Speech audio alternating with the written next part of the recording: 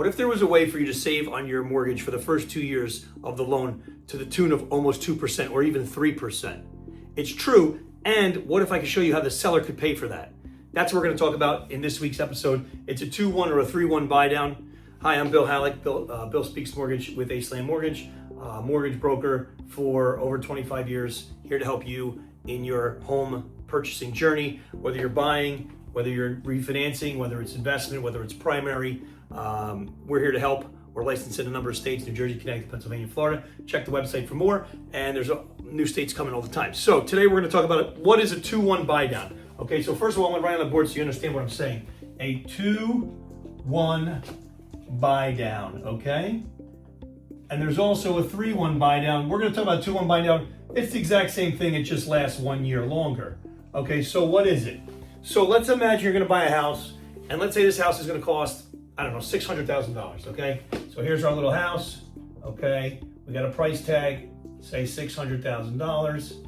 Okay, now, you're going to put 10% down on this house, which would be 60 grand, 60K down, which means you're going to have a loan of 90%, which is going to be $540,000. Okay, so you get a loan of $540,000. We're going to say that loan is going to be, we're just using market rates. Right now, rates are kind of moving all over the place, but we're going to say in our example, it's a 7% interest rate. So $540,000 at 7% is going to have principal and interest P&I, okay, of $3,593, okay?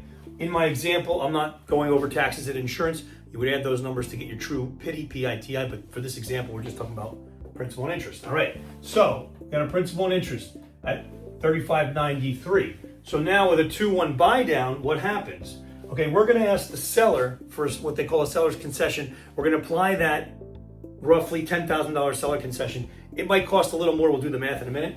But it might cost a little more than that. But in our example, we're going to say maybe $10,000, right? Depends on the market you're in. Can you even ask for a seller's concession, right? If the market's super hot, you might not be able to even ask for that. But markets are different all over the country right now. So some markets are still very hot. Other markets, prices are coming down a little bit. So therefore, in the markets where it's a little bit cooler, you might have an opportunity to take advantage of one of these seller-paid buy downs. Okay, so what happens next, right? So if it's a 2-1 buy down, like we're talking about, that means if we're starting at 7 in the first year, it's the rate's going to be 2% less, or a rate of 5%.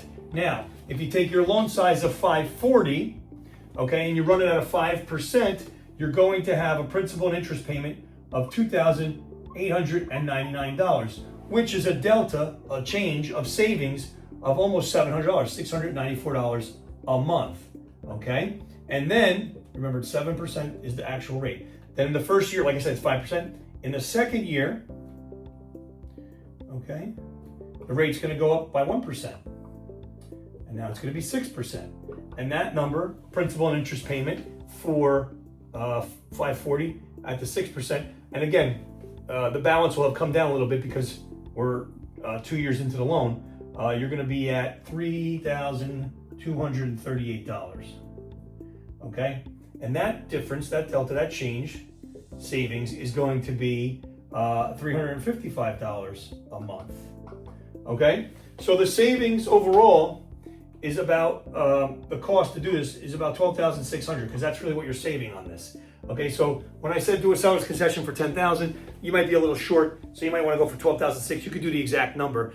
Talk to your mortgage guy or gal when you're structuring this, and they can tell you exactly how much that 2-1 buy down is going to cost you. But this gives you a real life example of a rough number, right? So the huge difference here is, well, what if I didn't do a buy down, and I'm a tough negotiator, and I'm going to negotiate the price from $600 down to $590, right? We're going to save the $10,000 on the price of the house instead of saving it in the financing. Well, the issue there is when you do that, if you were to, instead of take the $10,000 or $12,600 concession and apply it to the financing like I just showed you, and instead you're like, oh, I'm going to negotiate, I'm going to drop the price from $600 down to $590. What ends up happening is you're only going to end up saving, the loan is only going to be about $10,000 less. So the savings on a $530,000 loan versus a $540,000 loan is only about $67 a month.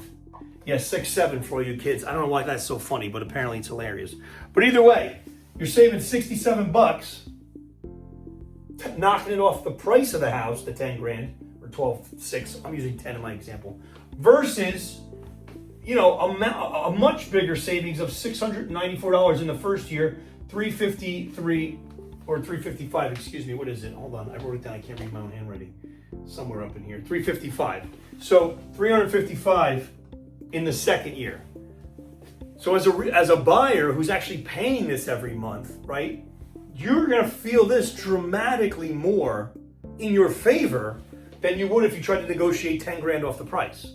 And that's why I'm doing the seller's concession to pick up the 2-1 buy down or a 3-1 buy down, which would just be one more year of this, which obviously costs a little bit more money because you got another year to bake in, is a much better play typically than doing the 10 grand off the top of the house. Okay, great. So we've gone over what the 2-1 and the 3-1 buy down is.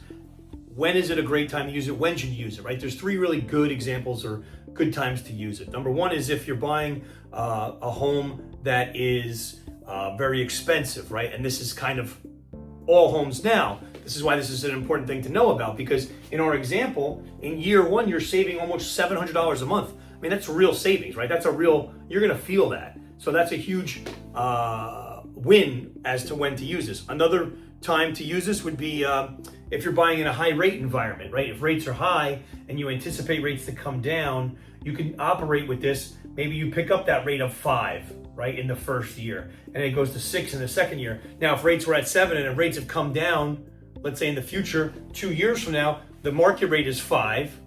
Heck, you could do another 2-1 buy down in the refi, and then you could be at 3 potentially. Now, you can never really predict the future, right? There was a lot of people who recently said, buy the house, date the rate. This was like a phrase going around, and then all of a sudden a war in Iran happened. So you got to be careful. You know what I mean? Like, you really do have to buy within your means, but this is a huge win. It really is a huge win because it can really save, and like I said, $700 a month. You're going to feel that, right? And the third time when to use it is if you're buying brand new construction. Builders usually have no problem offering 2-1, 3-1 buy downs. They're all about it. You know, we work with a bunch of builders, and typically that's actually part of why the financing is so attractive, because they can really make these homes more affordable in the first couple of years while people are getting adjusted to, you know, acclimated to making a mortgage payment, which perhaps if they're first-time buyers didn't have that kind of a payment, although rent today is pretty expensive as well. Okay, so how should you ask for a 2-1 buy down? This is the way to do it. When you're preparing to make your offer, it should be part of your offering. So instead of asking for the discount on the price, right, what you want to do is make your offer whatever it's going to be, and then in the offer somewhere put that you'd appreciate if you could have, you know, say $10,000 toward a buy down to help improve the interest rate, something to that effect. Again, give us a call. We can help you navigate that and figure out how to structure it and what terminology to use. So if you're thinking about buying, you want to run the numbers for your specific scenario, give us a call. We're happy to take you through it. We have folks all across the country in different states like New Jersey, Connecticut, Pennsylvania, Florida. Check us out, give us a call, Ace Land Mortgage. Link is in the description. And if you like this content and you want to see more of it, like and subscribe. We're putting out information that's really out there. We're cutting through all the fluff. We're giving the truth. We want to help folks make the right decision, whether it be real estate or financing, mortgage financing, for example. This is what we're here. This is what we're here to help you guys do. We've been doing it for over 25 years, and we want to keep doing it. So get out there. Good luck in your search. We're happy to have you with us today, and we're going to see a lot more content coming your way. Take it easy. Bye-bye.